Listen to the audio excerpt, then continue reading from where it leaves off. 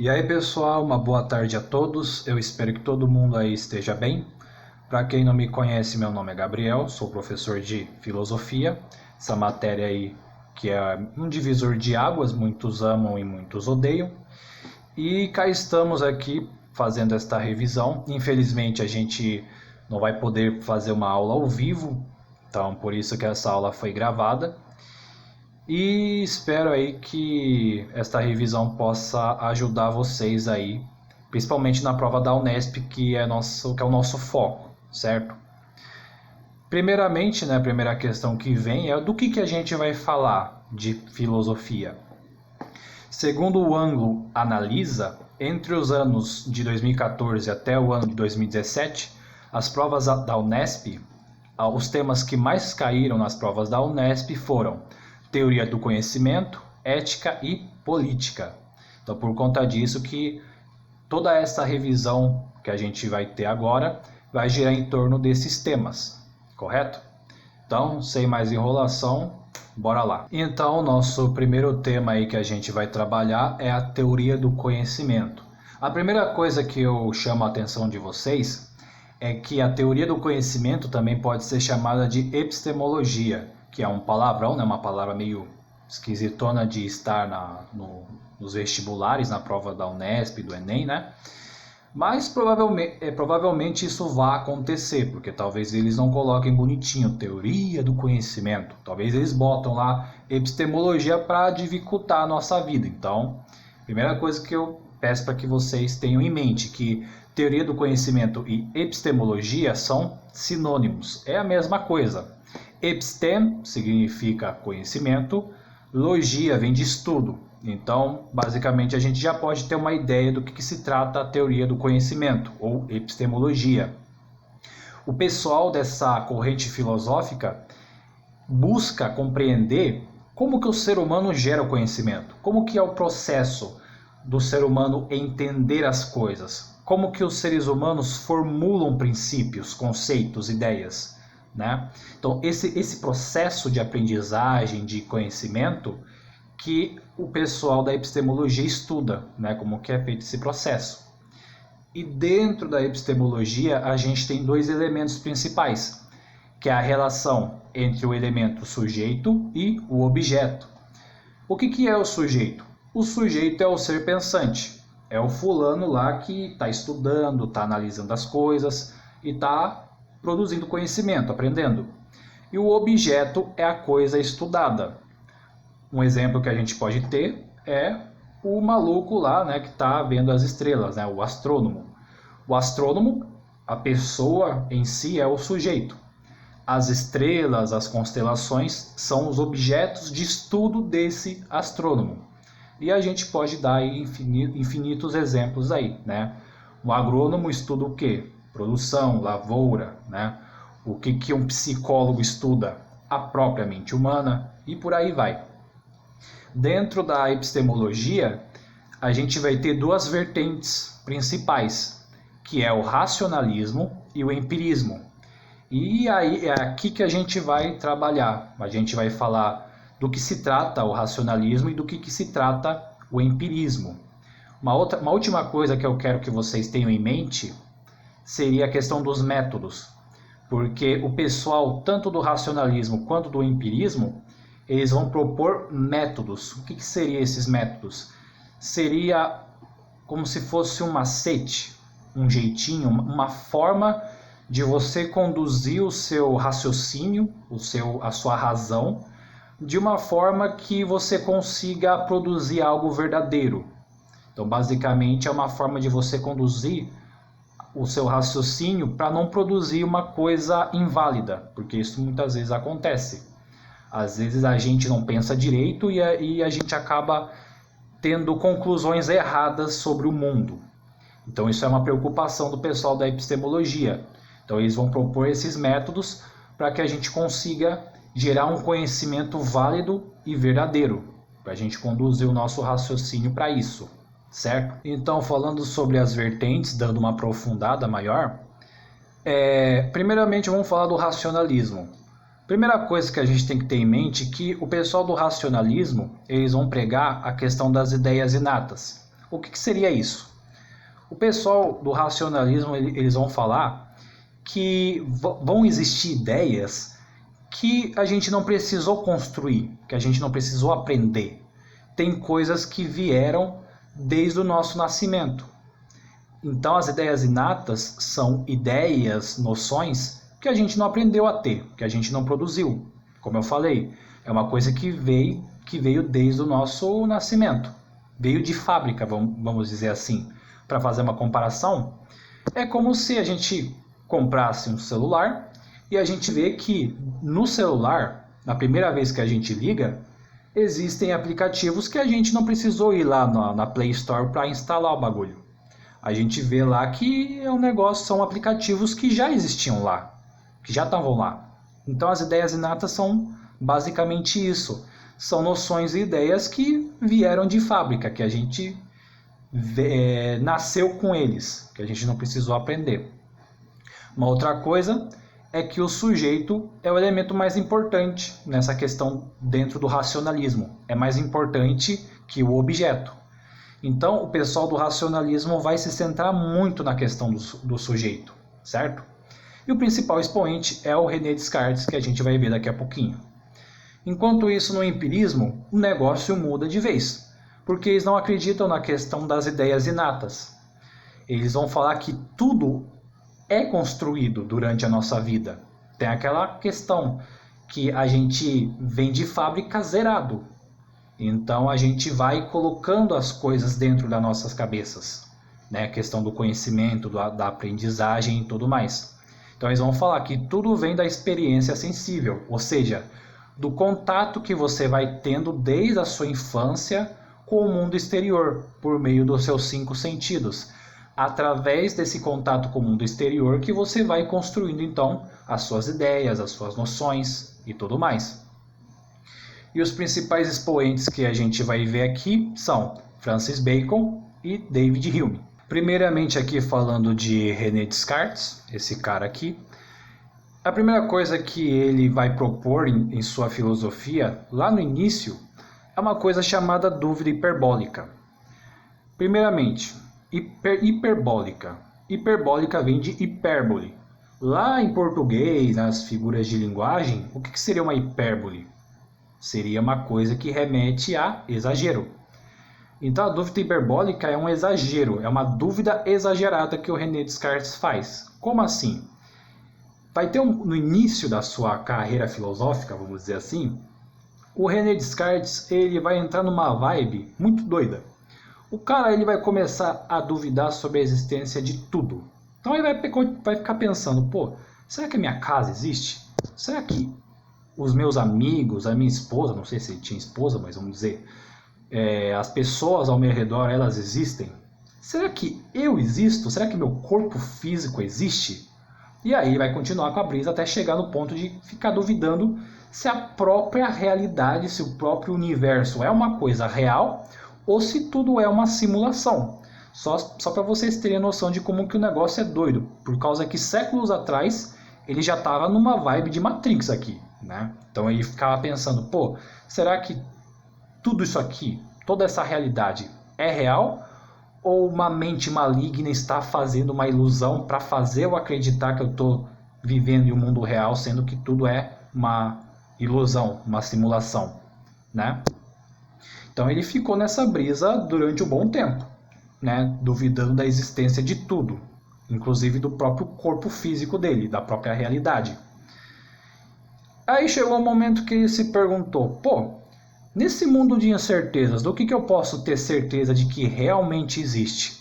A primeira conclusão dele é que a dúvida é uma coisa que se dá para ter, né, 100% de certeza de que é uma coisa que é real, que existe. Para ele, então, a dúvida é uma coisa que, por causa que assim, se ele duvidar da existência da dúvida, o que ele vai estar fazendo? Ele vai estar continuando a duvidar. Então, independente da situação, a dúvida vai estar lá, vai estar existindo. Então, essa é a primeira conclusão dele. Dentro desse mundo de incertezas, a dúvida é uma coisa real. E aí ele vai continuar com a brisa dele. Tá, a dúvida existe. Mas o que eu preciso fazer para duvidar das coisas? Eu preciso estar pensando. Então o pensamento também é uma coisa real, é uma coisa que existe, não é uma ilusão também. Então é a partir daí que a brisa dele vai se desenvolvendo. E a partir desse momento que ele tem a certeza de que existe a dúvida e o pensamento, que vem a grande frase dele, que é muito famosa, que é cogito ergo sum, ou penso logo existo. Então, penso logo existo vem desse raciocínio de que a existência da consciência humana pode ser comprovada através do pensamento. Então, o ser, ele existe se ele pensa, certo? A consciência existe, ela não é uma ilusão se ela é capaz de pensar. E a partir daí, então, ele vai construir o seu método, que a gente chama de método cartesiano. Qualquer coisa que vocês verem, não só em filosofia, mas em qualquer lugar que fale cartesiano, remete a René Descartes. Então agora a gente vai ver qual é desse método cartesiano. Então o método cartesiano ele possui 4 fases, né? Mas basicamente o que seria o método cartesiano? Seria um jeitinho que o René Descartes propôs, né, criou, para que a gente siga um caminho seguro, para que a gente possa produzir um conhecimento sólido, verdadeiro, válido, principalmente por conta dessa questão, né, de que ele vai dizer que a gente pode duvidar da existência de qualquer coisa. Então a gente está num mundo de incertezas, em um mundo muito nebuloso, que pode ser real ou pode ser ilusão. Então como que você vai produzir algo seguro dentro desse mundo nebuloso? Como que você vai construir a ciência, né?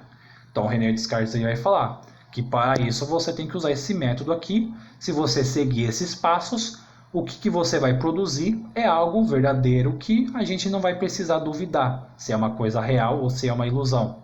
Então o método de René Descartes, ou método cartesiano, é um jeitinho que ele cria, que ele vai propor para a gente gerar um conhecimento que a gente possa ter certeza de que é algo verdadeiro, de que não é uma brisa, né? Uma coisa assim de outro mundo, vamos dizer assim, né? Primeira coisa, a primeira fase do método cartesiano é a evidência, ou seja, eu vou estudar sobre uma coisa, mas essa coisa tem que estar claro na minha cabeça, eu preciso definir, tenho que deixar claro. Como assim? Vamos pensar no astrônomo. O cara ele vai observar o quê? As estrelas, os planetas. Então ele vai ter que estar na cabeça dele um conceito bem claro do que é uma estrela, do que é um planeta. Ele não pode confundir as coisas, porque se ele confundir uma estrela com um planeta, ele vai produzir uma ciência totalmente zoada, distorcida. E é isso que Descartes não quer, né? Ele quer uma coisa certeira. Então, o astrônomo ele tem que saber o que é um planeta e o que é uma estrela. Para o cara não chegar e olhar para a Lua e falar, olha que estrela grande, né?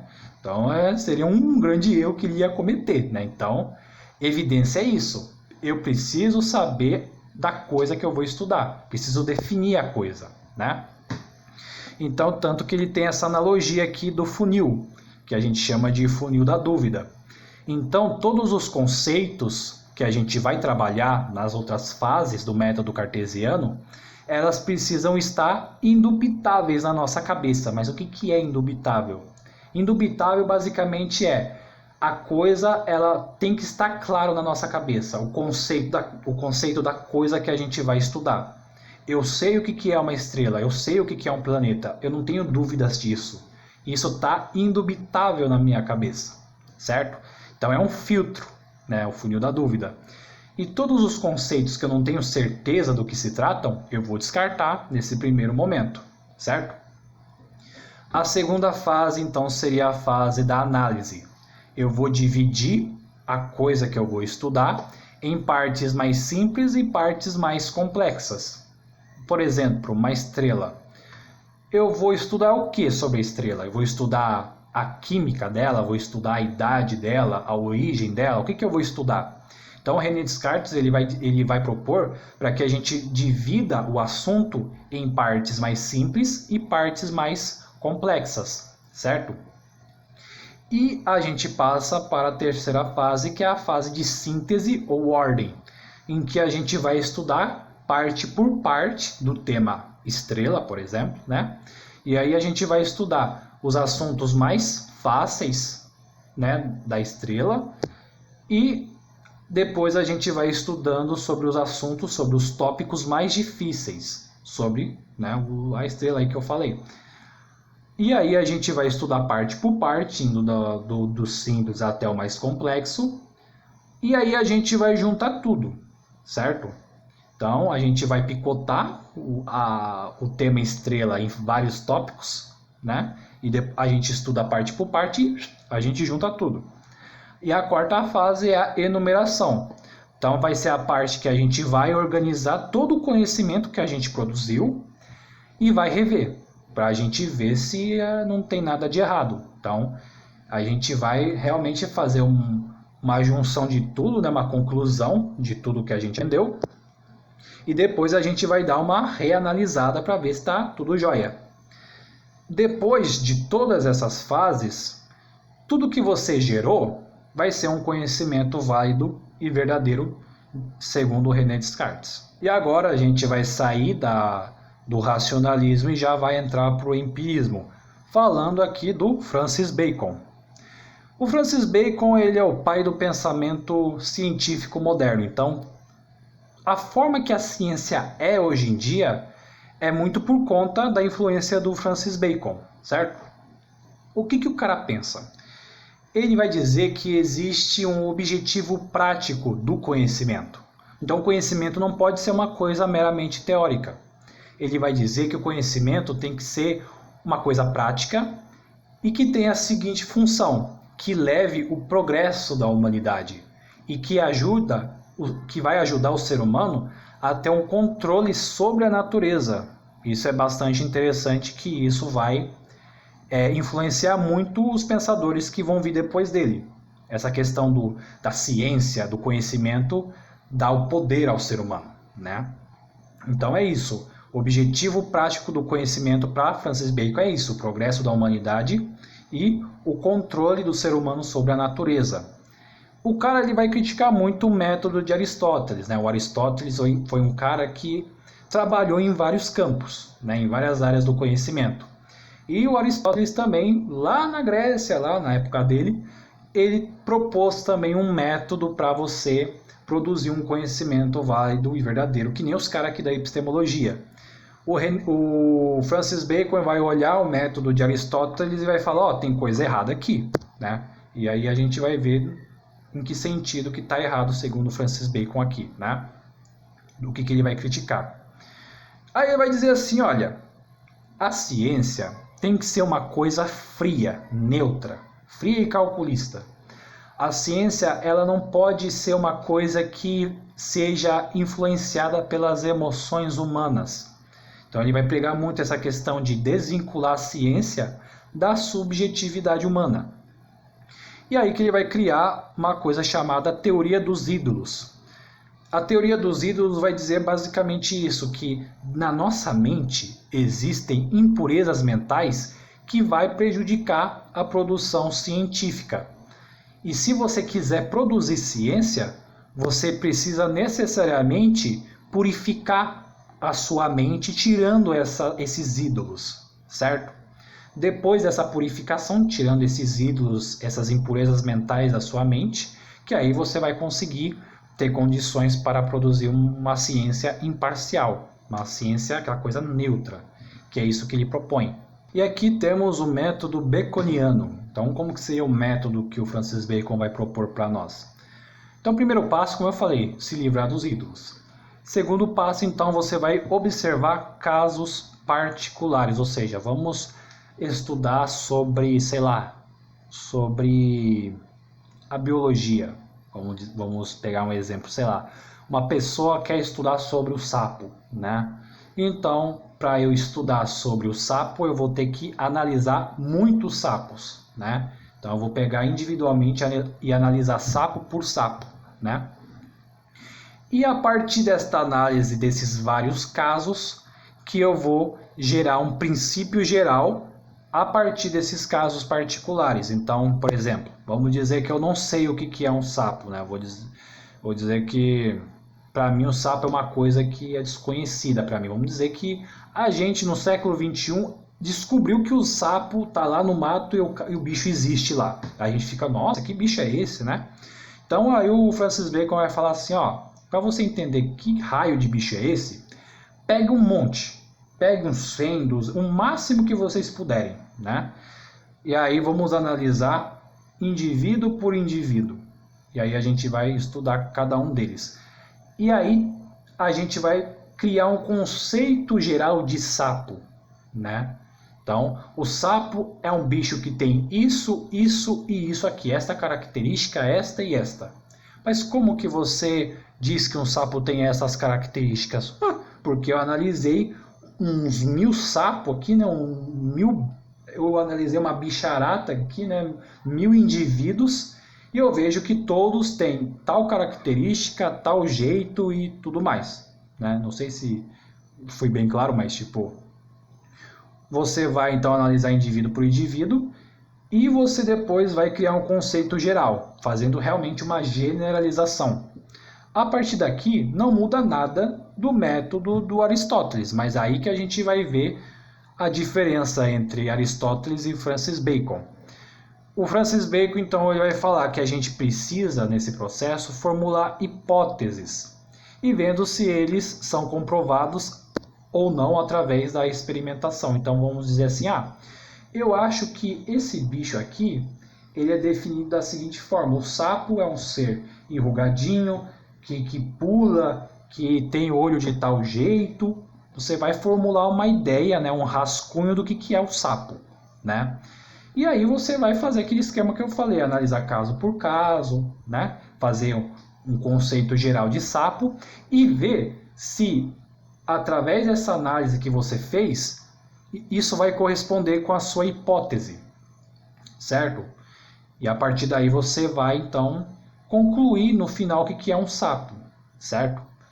Então, o Francis Bacon ele vai dizer que você vai ter que analisar muitos casos, você vai ter que pegar muitos sapos para criar esse conceito geral de sapo, né? Porque ele vai dizer que o Aristóteles ele não fez muito bem isso. O Aristóteles ele pegou só alguns indivíduos e deixou quieto, ele fez o processo dele lá, mas o Francis Bacon vai falar, não, você não tem que pegar um tanto fixo, você vai ter que pegar uma montoeira de sapaiada lá para você fazer uma conclusão que seja segura.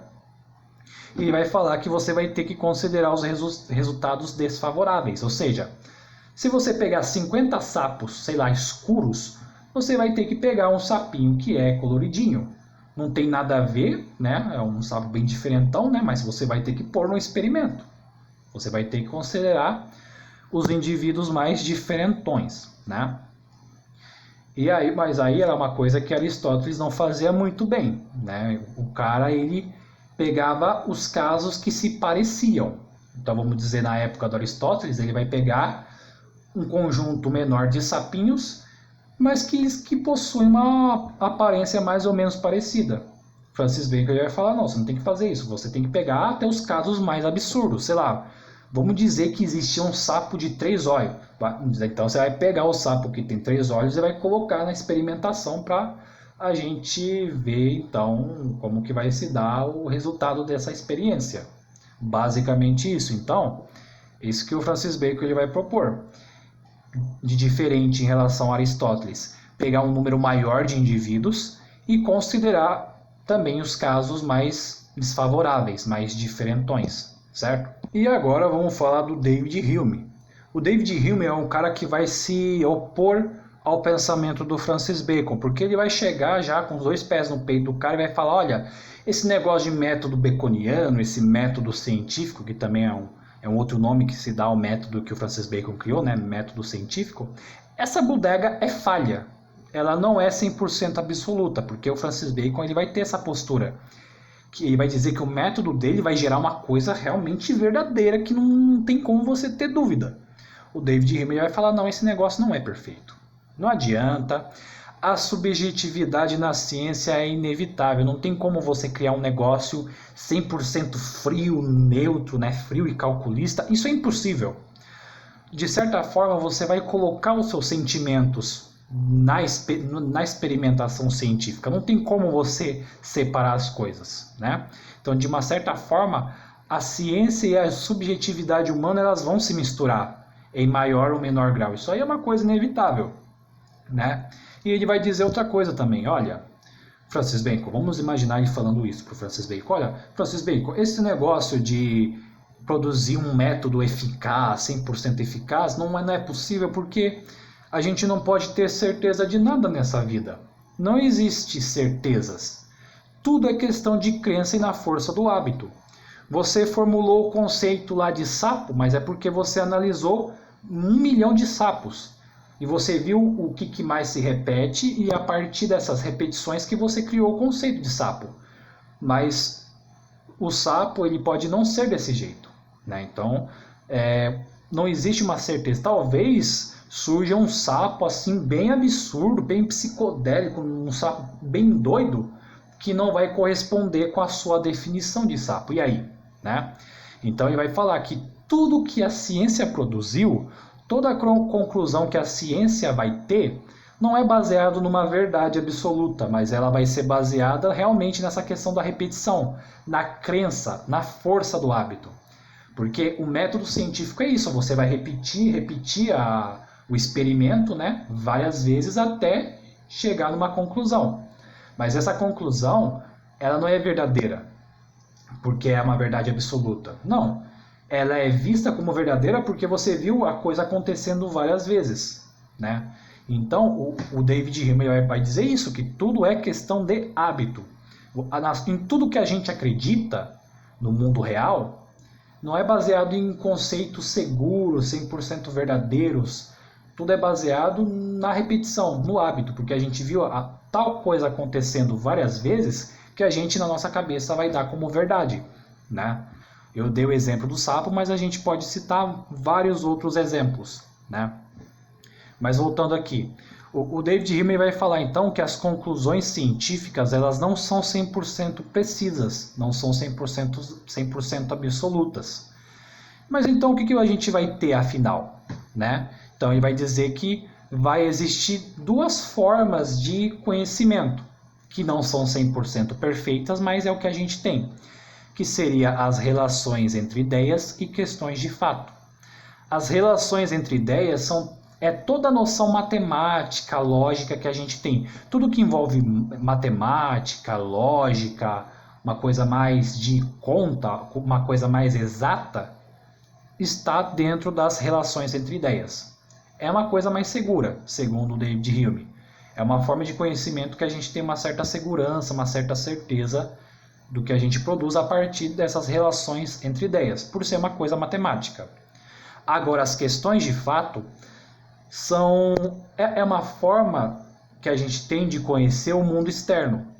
Então, tudo que a gente aprende do mundo físico são as questões de fato.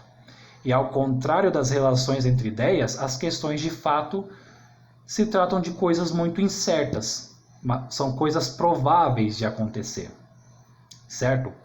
Eu não vou muito aprofundar nessas questões aqui, né, a relação entre ideias e questões de fato, porque a definição é muito grande. Mas, em resumo, é isso. Então, relações entre ideias é toda a noção matemática, lógica que a gente tem, e as questões de fato são as ideias, os princípios que a gente tem a respeito das coisas do mundo físico, do mundo exterior.